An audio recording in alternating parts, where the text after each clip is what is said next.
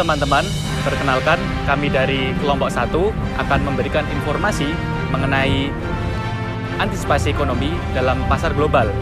Video ini dibuat dengan tujuan untuk memenuhi tugas mata kuliah Asset and Liability Management yang diampu oleh Bapak dosen Hanan Wiasto, SEMM.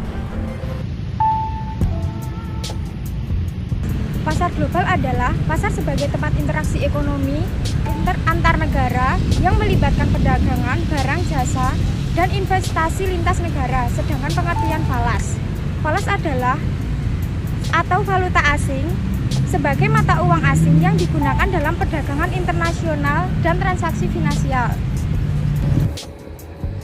Kegiatan falas. Valuta asing atau foreign exchange adalah mata uang yang diterima, diakui, serta digunakan antar pebisnis untuk melakukan transaksi perdagangan internasional. Ini merupakan mata uang asing yang digunakan untuk sebagai alat pembayaran perdagangan dalam negeri untuk transaksi internasional. Ada mata uang valuta asing yang tidak digunakan saat melakukan transaksi, yaitu hard currency atau mata uang yang nilainya cukup tinggi daripada negara yang lain. Mata uang ini aslinya dari negara yang maju dengan pengaruh ekonominya yang cukup besar dari negara-negara lain di dunia, seperti euro, dolar Amerika Serikat, dan yen Jepang. Sayangnya, mata uang Indonesia masih terbilang lemah dan sangat jarang dimanfaatkan untuk pembayaran berskala internasional karena rupiah adalah tercatat sebagai soft currency. Untuk jenis perbankan internasional dan strategi perbankan internasional. Untuk strategi perbankan internasional, yang pertama ada arm's length international banking, yang kedua ada offshore banking, yang ketiga ada host country of banking. Untuk jenis perbankan internasional sendiri, itu ada bank koresponden, ada kantor perwakilan, kemudian ada kantor cabang, bank subsidiaris, dan bank affiliates. Untuk perbandingan pelayanan bank internasional dalam hal sistem transfer giro, perhitungan bunga, dan jasa yang ditawarkan.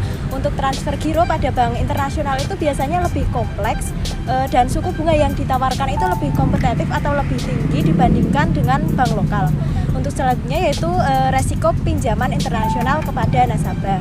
Itu ada dua, yaitu resiko komersial atau commercial risk dan resiko negara atau country risk. Untuk resiko komersial itu berkaitan dengan kemungkinan nasabah tidak mampu membayar hutangnya karena alasan bisnis. Sedangkan resiko negara itu merupakan resiko yang terjadi karena peristiwa yang tidak diinginkan dalam suatu negara. Untuk memasuki pasar global, perusahaan dan negara perlu mengambil langkah-langkah berikut ini. Nah, untuk yang pertama adalah memahami regulasi internasional dengan cara penelitian hukum dan kebijakannya. Nah, yang kedua adalah menganalisis pasar tujuan dengan cara studi pasar dan analisis kompetitor. Yang ketiga, menyusun strategi pemasaran global. Nah, yang keempat adalah membangun jaringan dan kolaborasi. Yang terakhir adalah optimasi logistik dan operasional. Kerjasama ekonomi negara-negara ASEAN. Ini berfokus pada peningkatan integrasi ekonomi dan perdagangan bebas di kawasan Asia Tenggara. Masyarakat Ekonomi ASEAN adalah inisiatif untuk menciptakan pasar tunggal dan basis produksi yang kompetitif di kawasan. Ini memungkinkan aliran barang, jasa, investasi, dan tenaga kerja yang lebih bebas. ASEAN China Free Trade Area. Ini adalah perjanjian perdagangan bebas antara ASEAN dengan China. Ini bertujuan untuk mengurangi tarif dan hambatan perdagangan. Kemudian ASEAN Economic Community ini berfokus pada membangun integrasi ekonomi lebih mendalam dengan tujuan untuk menciptakan kawasan ekonomi yang lebih terintegrasi dan kompetitif. Kerjasama ini tidak hanya mendorong pertumbuhan ekonomi di ASEAN, tetapi juga meningkatkan daya saing negara-negara ASEAN di pasar global.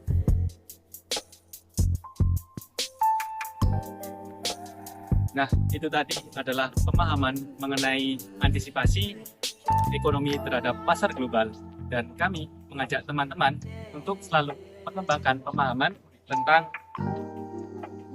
pasar global dan dinamika ekonomi internasional.